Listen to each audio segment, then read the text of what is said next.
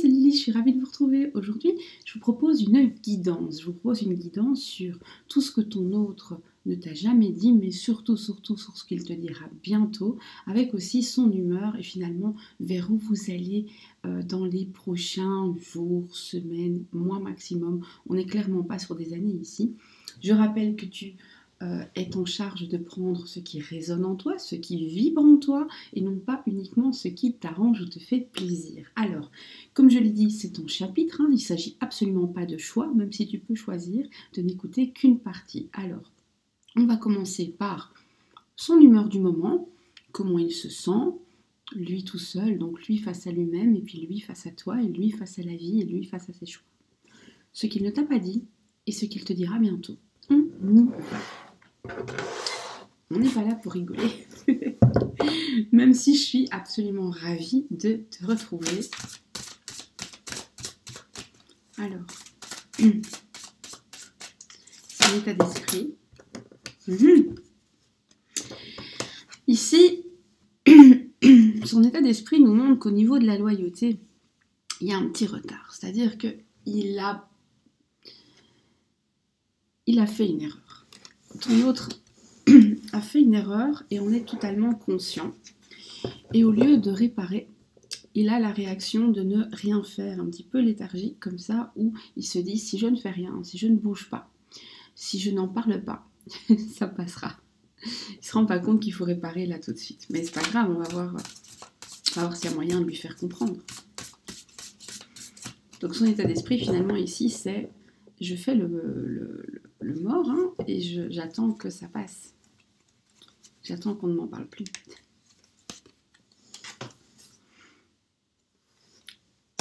Et puis il se dit aussi que une fois que ce sera passé, et une fois que tu auras passé l'éponge, parce qu'il est persuadé que tu vas le faire, eh bien il pourra avoir de nouveau l'ambition de te chasser, de te reconquérir, et non pas de réparer ce qu'il a fait, mais de l'effacer par quelque chose de meilleur après. Donc, est-ce qu'il peut entendre que c'est absolument pas ce que toi tu veux?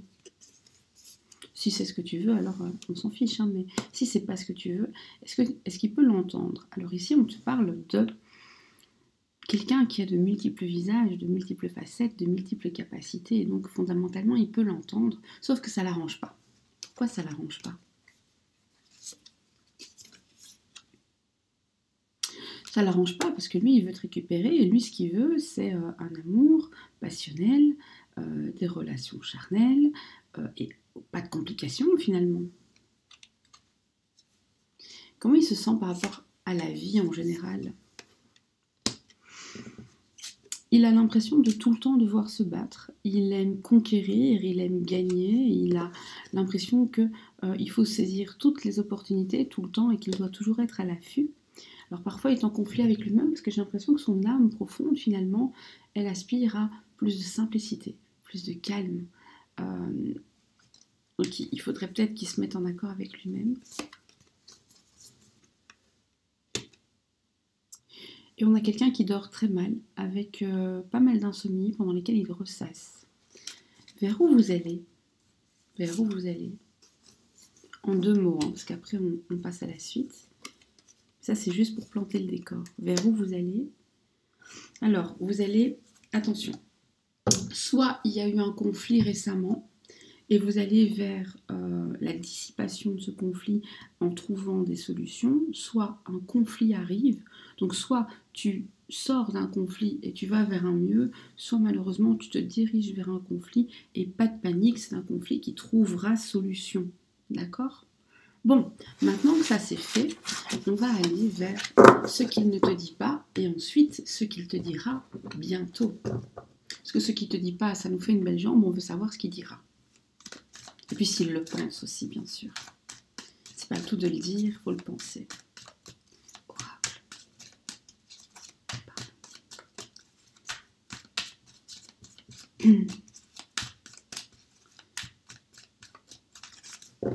J'en profite pour dire à toutes les personnes qui souhaitent me joindre que mon adresse mail est en barre de description.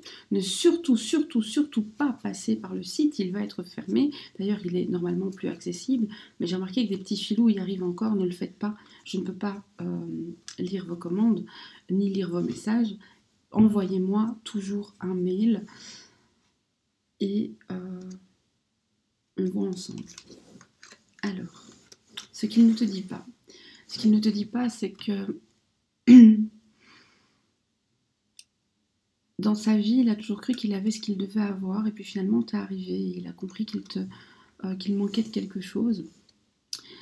Il a l'impression de devoir toujours entreprendre, toujours aller de l'avant, que rien n'est jamais assez bon. On a quelqu'un qui aime le confort matériel, alors ça c'est un peu le cas de tout le monde, mais ici peut-être un peu plus que la normale, avec une certaine excitation à chaque fois qu'il pense qu'il va gagner quelque chose. Et ce qu'il ne te dit pas aussi, c'est que finalement, dans un premier temps, te conquérir, c'était aussi ça. C'était l'excitation de gagner une chose qui avait beaucoup de valeur et qu'il ne possédait pas encore. Et donc il t'a convoité. Et tel qu'il t'a convoité, il a très très peur que d'autres te convoitent. Il se rend compte finalement que tu plais à d'autres. Ça lui plaît pas forcément. Il sait qu'il prend des risques en n'étant pas extrêmement disponible pour toi. Donc on a quelqu'un qui est trop occupé par sa vie, ses affaires, son travail, son quotidien, et qui voudrait trouver une solution pour que ce soit moins risqué pour lui. Donc il ne veut pas courir le risque de te perdre et que tu partes avec cette autre personne qui pourrait susciter ton intérêt. Mais en même temps, il n'a pas non plus trop envie de changer ses petites habitudes, hein, parce qu'on a une personne qui aime bien ses habitudes. Alors, il négocie, il coupe la poire en deux. La poire, c'est toujours tôt, hein, donc il faut faire attention. Il coupe la poire en deux, il essaye de ménager la chèvre et le chou, mais ça marche de moins en moins bien et il le ressent. Ce qu'il ne te dit pas, c'est que chaque fois qu'il te voit, il est sous le charme. Chaque fois qu'il te voit, il a envie de te reséduire. Chaque fois qu'il te voit en voulant te reséduire, finalement, c'est lui qui est séduit. Et il doit prendre des décisions dans sa vie. Pour l'instant, il se sent un peu en danger. Il sait que ces décisions peuvent l'amener au meilleur ou au pire. On a aussi quelqu'un, malheureusement, qui est face à des problèmes dans sa famille qu'il n'a peut-être pas confié ou pas en totalité. Et qui peut-être dépense plus que ce qu'il ne peut se permettre. Donc on a des difficultés financières ici qui sont cachées par des signes extérieurs de « t'inquiète, je peux me le permettre ». Je sais pas, moi j'invente, hein, mes beaux vêtements, belle montre, belle maison, belle voiture, etc. Et en fait c'est un peu de la manipulation pour garder une belle image d'une personne qui, certes, je ne suis pas en train de dire qu'il n'a rien, mais en tout cas dont les moyens ont légèrement baissé et qui ne veut pas l'admettre.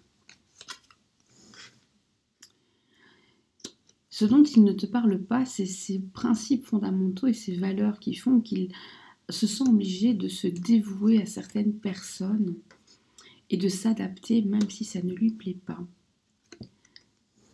Il ne te dit pas qu'il t'aime à l'extrême et que parfois il est fou de jalousie, et on parle d'une jalousie extrême ici, hein, de tout ce qui est dans l'exagération. Donc il n'en parle pas, mais il le ressent. Il ne te dit pas non plus à quel point, quand il te voit, c'est excessif. Ce qu'il ne te dit pas, et c'est peut-être compliqué à dire, hein, c'est que fondamentalement, il te veut à lui, mais lui, il veut garder son indépendance. Je répète, il te veut à lui, mais lui, il veut garder son indépendance. Je précise aussi que quand je dis lui, c'est l'autre. Vous pouvez mettre elle, vous pouvez mettre elle. Ça, c'est à vous de gérer les pronoms personnels. Moi, je parle en lui parce que c'est plus facile, mais c'est vraiment une habitude. Et vous mettez ce que vous voulez. Mais donc, on a cette personne qui se dit, non, je veux que tu sois à moi et je veux que tu me sois dévouée et je veux que tu m'aimes. Et d'ailleurs, je t'aime infiniment, sauf que là où je veux que tu m'appartiennes, moi, je veux rester tout à fait libre. Ce qu'il ne te dit pas, c'est qu'il a parfois du mal à se défendre contre des gens de son entourage qui lui en demandent trop, qui sont assez agressifs. Et qu'il a peur de te perdre et d'ailleurs de tout perdre. On est face à quelqu'un qui a peur de perdre sa situation, de perdre sa maison, de perdre, etc., etc., etc. D'accord ? On est face à quelqu'un pour qui la perte, c'est terrible. Qu'est-ce qu'il ne te dit pas d'autre ? Ah, ça je peux comprendre qu'il ait du mal à le dire. On est face à quelqu'un qui se dit que finalement, il peut faire plusieurs choses à la fois. Alors, de deux choses l'une, soit ton autre a une tierce personne dans sa vie et en fait il veut vous garder toutes les deux. Il en est parfaitement conscient, mais il ne sait pas comment le verbaliser. Il se sent capable en tout cas de gérer ces deux choses. Ou alors, c'est quelqu'un qui a un travail extrêmement prenant, une vie extrêmement prenante, à qui tu aurais pu dire, bon voilà, ben par exemple, on n'a pas assez de temps ensemble, on passe pas assez de temps à deux, je voudrais passer plus de temps avec toi. Et en fait, qui veut te dire, non, non, mais je peux être polyvalent, juste sois patiente. Alors évidemment, c'est un choix, c'est ton choix, hein. Il n'y a jamais de bonne ou de mauvaise réponse. En tout cas, même s'il l'a dit, il ne l'a pas verbalisé exactement comme il le veut, parce que tout en étant polyvalent et tout en voulant garder son indépendance, lui par contre, il a besoin de contrôler son entourage et notamment de te contrôler. Donc toi, tu dois être à lui, tu dois être dévoué à lui, tu dois être disponible à lui. Il veut contrôler ça, mais par contre, lui, il ne faut pas le contrôler, hein. Indépendance à indépendance. Et alors, on voit aussi qu'il aime les flatteries.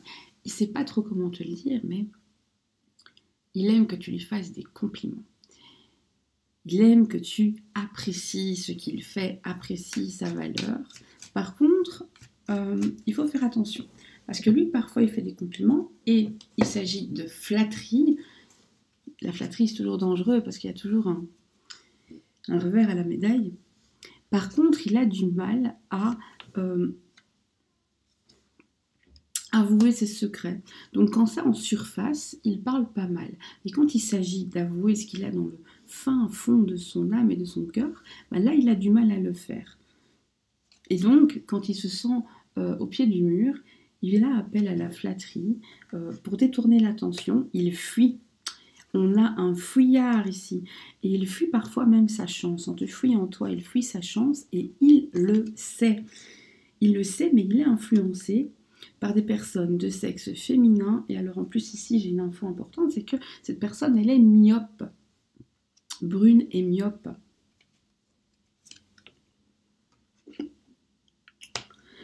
Il est en recherche d'harmonie, tu représentes l'harmonie quand tu es là, et c'est pour ça qu'il ne peut pas tolérer tes critiques, parce que finalement, tu es pour lui cette espèce de miroir qui le rassure, et quand tu lui fais des critiques, il le vit très très mal. Ça ne veut pas dire que tu dois arrêter. Mais il y a un besoin de domination ici, hein. On a un... Alors, homme ou femme, ton autre, c'est un petit chef. Je suis désolée de le dire, mais c'est quelqu'un qui veut tout dominer. On a quelqu'un qui a peur de perdre le contrôle et donc qui a besoin de dominer les autres, qui a besoin d'asseoir son pouvoir, qui a besoin d'être libre alors que toi, tu dois être dévoué.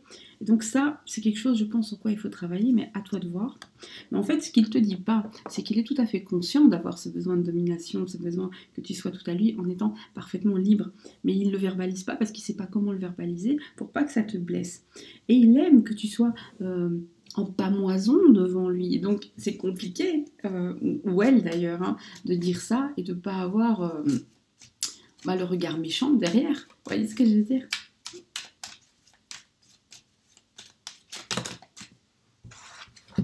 Là, elles ont sauté, on les prend. On a quelqu'un d'un peu autoritaire, on a quelqu'un qui n'aime pas qu'on lui dise ce qu'il doit faire, on a quelqu'un aussi de rancunier. Ton autre est rancunier, alors il ne le dit peut-être pas, mais je te promets qu'il l'est. Alors il ne le dit peut-être pas, mais tu l'as peut-être déjà perçu. En tout cas, on a quelqu'un qui n'oublie pas, qui rancune, qui ressasse, etc. Et on a quelqu'un qui est face à un choix de l'amour, avec un peu... les yeux bandés parce qu'il ne sait pas. En fait, il sait ce qu'il devrait faire, mais il a peur qu'en faisant ce qu'il doit faire, il fasse beaucoup de mal. Et donc, il ne sait pas quoi choisir parce qu'il est entre le marteau et l'enclume. Il se dit, ok, moi je dois aller par là, c'est mon chemin, c'est là que mon bonheur est, mais comment je fais pour aller vers mon bonheur sans blesser quelqu'un? C'est très compliqué. Une dernière carte sur ce qu'il ne verbalise pas. Ce qu'il ne te dit pas, c'est à quel point il t'aime. Ce qu'il ne te dit pas, c'est à quel point, quand il te voit, il a des frissonnements. Il a des émotions. Ce qu'il ne te dit pas, c'est à quel point il pense à toi. Ce qu'il ne te dit pas, c'est à quel point tu l'obsèdes. Ce qu'il ne te dit pas, c'est que parfois il t'aime, tu sais, à la manière des enfants. C'est mignon.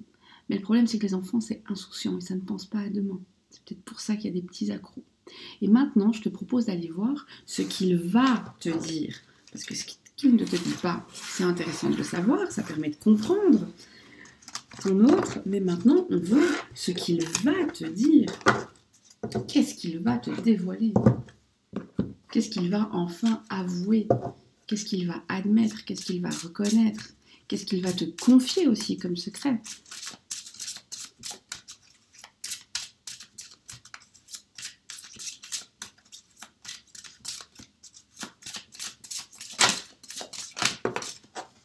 Ok.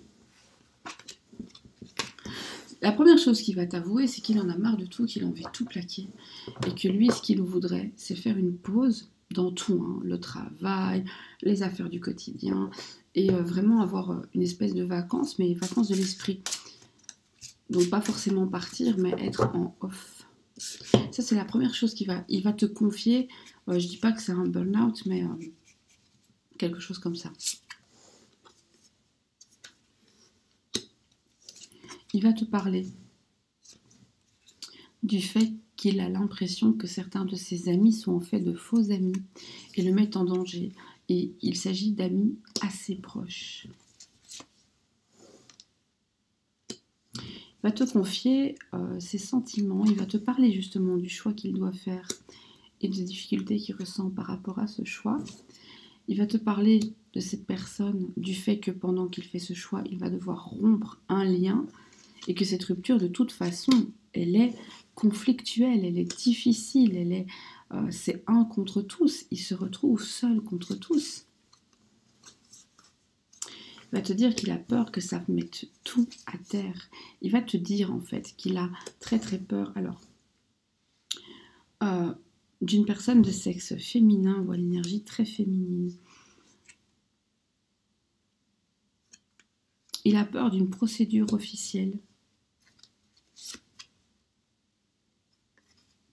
Et des discussions qu'il va y avoir tout autour. Il n'est pas à l'aise avec ça. Pas du tout. Il n'est pas du tout à l'aise à l'idée que cette femme pourrait très très bien en fait inverser les situations et si pas gagner, en tout cas lui causer du tort.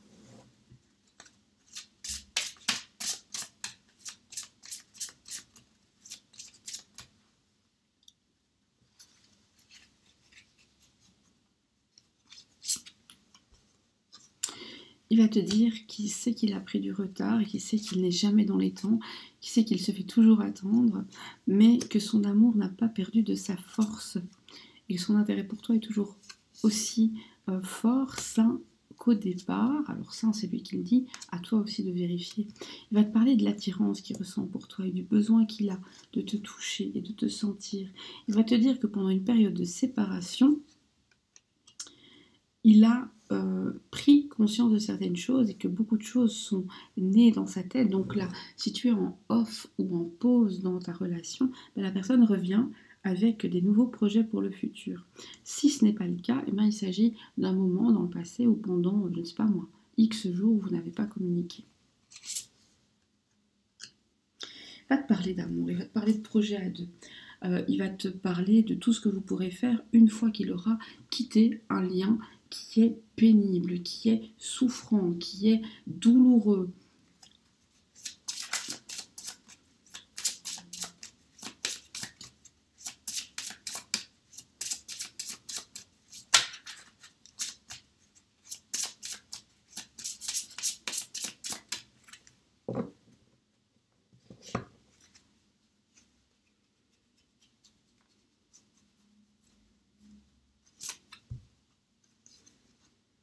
Il va te parler d'une union, d'une officialisation, d'une concrétisation.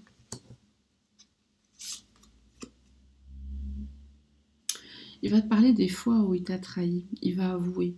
Il va t'avouer certains mensonges, il va t'avouer des bêtises qu'il a fait. Et en fait, il va faire ça pour que tu lui fasses confiance, pour pouvoir construire une union derrière, donc c'est pas mal. Ah, le changement. Donc il va te dire ce qu'il a fait de mal par le passé, il va l'admettre et il va te promettre de changer et il va mettre des choses en place pour changer. Est-ce qu'il tiendra parole pour ce changement? La réussite, donc c'est oui.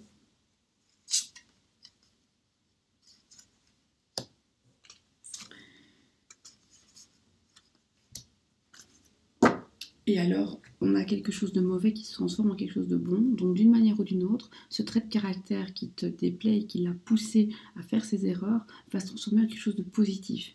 Et ben, moi, je dis qu'on est très très bien. Et que finalement, ce qu'il ne t'a pas dit et ce qu'il va te dire était très intéressant. Il n'y a plus qu'à attendre que ce soit fait. Moi, je dis en tout cas que j'ai hâte qu'il te fasse ces révélations. Je dois aussi préciser qu'il ne va peut-être pas te dire tout d'une traite. Hein. Il va peut-être te le dire plic-ploc parce qu'on a énormément d'informations. Et on a l'impression que c'est facile, mais pour la personne qui doit parler, c'est compliqué. C'est toujours très compliqué. Donc, qu'ils te le disent en une fois ou en plusieurs fois, l'essentiel, c'est que ce soit dit, c'est que vous puissiez vous aimer tranquillement dans de bonnes conditions. Moi, je te dis à très bientôt pour une autre guidance. N'hésite pas à t'abonner, à liker, à commenter. C'est très important. Oui, j'ai été absente, j'ai eu de graves problèmes de santé, mais voilà, je reviens gentiment à mon rythme en respectant ma santé. Je compte sur ton soutien et je te dis de toute façon, merci. Merci aussi à tous ceux qui ont pris la peine d'envoyer un petit message pour prendre de mes nouvelles. Je vous aime tous.